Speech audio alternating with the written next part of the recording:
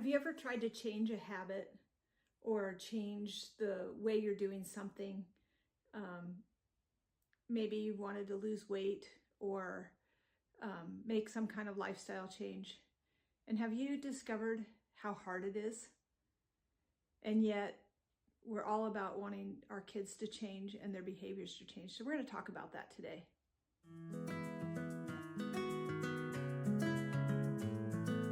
Hi, welcome to the Parenting Bridge podcast. I'm Dr. Michelle Alden, a licensed professional counselor, parent coach, and family therapist. And I'm here to help you to build a bridge to your best family possible. So hi there. Today I just want to talk to you about change, and kind of in a way we're going to talk about how miserable it is when we're going through change and how hard it is. But also I want to talk about why we do make changes. Why not just stay the way it is? And so we're going to talk about all that in light of ourselves and our kids and our families. So let me just start off by saying that one of the things that we say, and the reason why this podcast is called the Parenting Bridge, is because we really want to help you to build a bridge to better behaviors. And I think that a bridge is a great metaphor if you think in terms of building it. But when you think in terms of crossing a bridge, you want to cross a bridge from where you are now to where you want your family to be. That seems like that should be easy, right? Like, we're not even going through the river of misery. Like, we're just crossing over this bridge. But that isn't really what we mean. Building a bridge is hard work. And I always think about a cobblestone bridge that is built piece by piece. And I'm not an engineer, so I can't even hardly imagine. But crossing over something that's difficult and then having to build the way to cross over it is a lot more challenging. And it's really what we do in this life. We either go through things, or we have to, find a way to go around, which sometimes that just leads us back through harder stuff, or we have to, cross over difficulties. So, where we get stuck is when we're afraid to do what it takes to get from where we are now to get where we want to be. And that's where building that bridge metaphor comes in. But in the process where you are now, it is like being, you're stuck in kind of this pond, and it may be really miserable, but it may feel really comfortable in a way that it's familiar, like what's here. And even in that pond, you may have tried some other things, and maybe you got part way, or maybe you didn't feel like you were making any progress at all, and so you just went back. Or maybe you feel like that's what happens with your kids, right? Like, you try something new and it works for a little while, and then they go back to this behavior. But I think that if you think about building a bridge, it's going to have a lot of stops and starts, and it's going to be difficult for however long it takes. And so with our kids, I think, time is to your advantage in a lot of ways, because your kids are going to keep growing.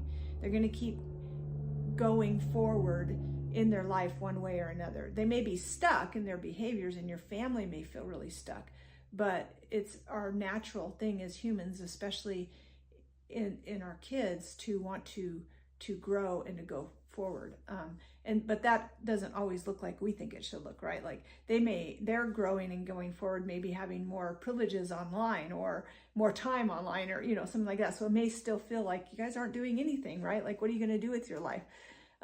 They're not necessarily thinking like, I want to move forward, so I'm going to get these grades or whatever, so that would be part of building a bridge for them to get from where they are now to where they want to be. And so a lot of the growth that kids do isn't intentional. It's just happens. They are going to have a birthday, whether they graduate or not. And so we do have to realize that our time that we have as parenting them when they're children Although for some kids, especially some neurodivergent kids or kids with other disabilities, that time frame may be longer into their 20s. You may have more time to set things up. You really have this amount of time to teach these skills and to learn this stuff. So if you're feeling really stuck in your family and your parenting, and that you're just kind of spinning around in this, instead of being down the river, like you're caught in an eddy and you're just stuck there, and you want to find a way to get over this, there's a lot of pieces to it. And I think one thing that can be really helpful that I encourage you to do is take some time just yourself. And you can do this with your kids after you've processed it.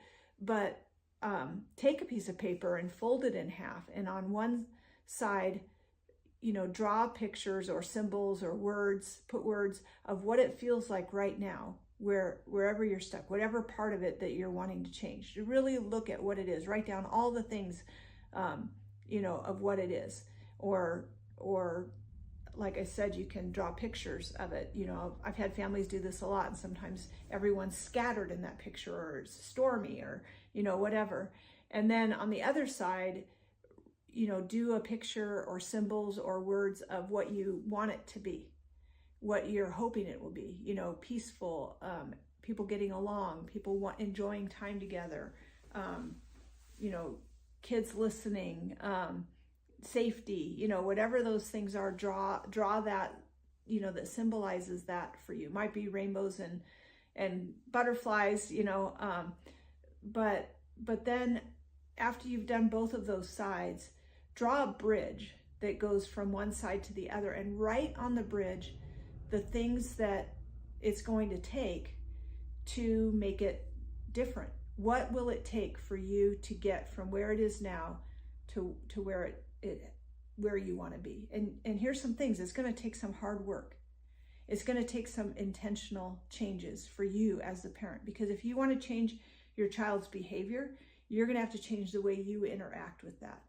And that is hard. And that's where get all the help that you need. Like, watch these videos. And if you're enjoying these videos or the podcast, you really want to go ahead and join the Playroom, because then we can talk, one at a time about the different things, and you can get coached on the actual situations as they're happening.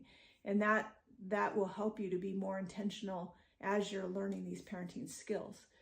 But, write down those things that it's going to take. It's going to, and this is where I think we get kind of caught as adults, because we know that we don't like change. Our brains don't like change. And yet we want our kids to change. And so we have to start making those changes. And I know I'm talking to parents too that are like, hey, Dr. Michelle, like, we've tried everything, and I've tried, therapeutic parenting, and I've tried being calm, and I've tried being angry, and we've tried reward charts, and we've tried discipline charts. But I'm talking about changes in you and having that help so that you can make those changes, moment to moment. So, just know that it's going to take some changes. And we can see this in other metaphors that I could use. For example, let's say that you do want to change the way your health is. It's not going to just happen because you take a magic pill. In most cases, like, there's things that you have to make changes in. So you may have to give up sugar, or soda, or some things like that in order to make your body function better. You may have to eat a certain amount of calories, and so it's being really intentional about what it's going to take. And it's the thing is it's when we make lifestyle changes, we want those changes to be forever. We want those changes to be changes that are sustainable, but at the same time, there's a period of time where it's not going to feel sustainable. It's going to feel really hard, and that it's never going to happen, never going to get this bridge done. I'm never going to be where I want to be. It's not working, and it takes a lot of moment by moment and building precept upon precept, line upon line. So just know that, and we know that about, other things too. Like, if you were going to remodel your kitchen, You might hate the way your kitchen is, hate the color of the cabinets, all of that, but you're weighing out, is it worth it? You're not going to be able to, cook dinner for however many nights it takes. You're not going to be able to use your sink.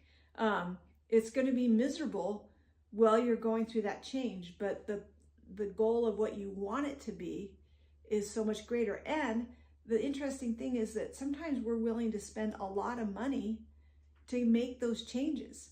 And yet I think sometimes when it's our mental health or our kids' behavioral health, we're like, well, I don't, we just hold it so much tighter, thinking that it's, the next medication or the next doctor's appointment is going to make the difference. But I can help you to make those changes that you need to make in your home.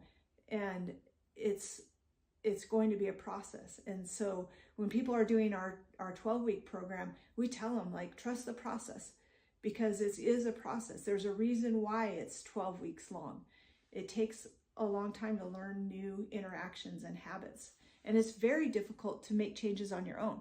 Remodeling your kitchen by yourself is one thing. Having a crew come in and help you to do that is a totally different thing. And it's the same thing if you're, even if you're trying to change your health, doing it alone and being the only one that is making those changes in your family is really, really difficult.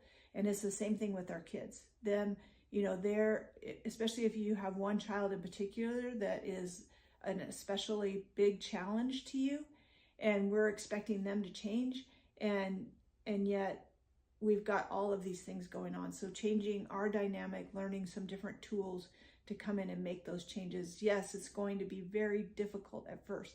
And for some people, especially if your kids are neurodivergent, there's behaviors that we can see change, and it's going to get better, and we want you to experience that.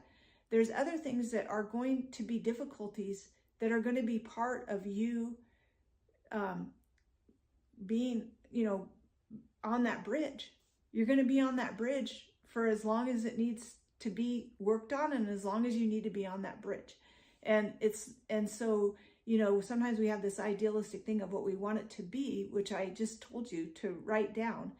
And I believe that those things are possible, but it's always going to be, because as soon as we cross that bridge and get through that, there's other things, right? Like, we're not meant to just be stagnant and just stay kind of in this pond of misery, or just, stuck in this mud or whatever it is that you feel like is happening, and not see changes. Like, we're meant to see changes. Your kids are meant to grow and mature and build skills that they need to function at whatever level they're going to be able to function.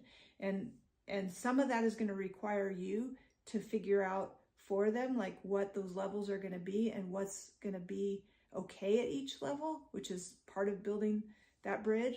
And some of it is going to be realizing, like, okay, this is as far as they're going to be able to go, and here's how I can put support around them to live in a healthy way, right? And then there's also the fact that we can be building a bridge in our homes with kids' behaviors, and when they are old enough and they choose to go their own way, like, they still have their own agency, and that's may still be what happens, and that is hard too. And then we're building different bridges, and I have that with some of my adult children too. It's like you're never really done. It's just, and I think that's part of our human nature. So it's not like we arrive, but we can realize our dreams and our goals, but then we're going to set more dreams and goals, so it's like, it's great that, this many of my kids come around and are, do things and are part of things, but there's always some more work to be done on the ones that maybe are struggling more, or maybe your kids go through a hard time, or whatever it is, or maybe you go through a hard time. And so there's going to always kind of be that. And I think that in life, sometimes we think that we should just kind of go from one thing to the next, and as we're achieving things, right? But that process of achieving, and that doesn't have to be total misery. Like, there's there's rewards and benefits as we're going through things, but we're never, I just don't think that we're meant to just kind of stay in one spot. And I really believe that there's always more for us to do and things that we can do better. And I don't mean it in a striving, like work harder and, buck up, and be tougher. I mean, really looking at what it is that we want to go. We have to be forward facing, because our kids a lot of times are very stuck in their behaviors and their patterns and their routines, and their brains are telling them that this is the best way to handle things. And so we have to have that ability to get out of that a little bit and see what we're working forward for, and help our families to move forward. And keep in mind that, yes, it's going to be hard and it's going to be miserable, but ask yourself, like, isn't it already miserable? I work with families that are like, it is so hard, their day to day, their moment by moment. And as we make these changes, they're tired and they're, this is hard, but it's like, yes. And it was also hard when you were having to call the police every other day, or when you're having to, wondering if you should take your child to the hospital, all these different things, that's hard too. And we want to get out of the hard that's dysfunctional and move into more and more functional. And it's going to take step by step, brick by brick, process by process in order to do that. And we can do it. It's intentional parenting, and it's intentionally living our lives. And it's part of the process. And so I think sometimes it helps our brains to calm down, to be able to say, you know what, brain, this is hard, and that's okay, because it doesn't always have to be easy, but it's not harder than just staying stuck, and you can do this. And so a lot of it's what you tell yourself about it. It's not just trying to think positive. It's facing it and saying, yeah, this is really hard, but it's also about being able to go forward and to do that. So I hope that was helpful. Again, like, if you're enjoying these videos, if you are listening on the podcast, please know that you would really enjoy the Playroom, because you can get that one-on-one coaching. You can get the help that you need, really week by week. And it's just can be even more, right? Like, I have a ton of videos on a ton of different subjects, but the Playroom is kind of live, right? It's as we play with these different ideas and try different things, and people come back and say, I tried that this week and this is what happened. You just have that support, and it's awesome. And I think that I know as a parent, like, having support around me was so critical.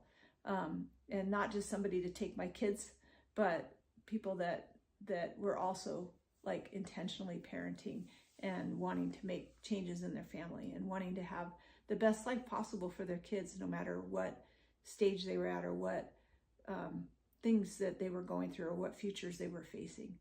So thanks for listening today.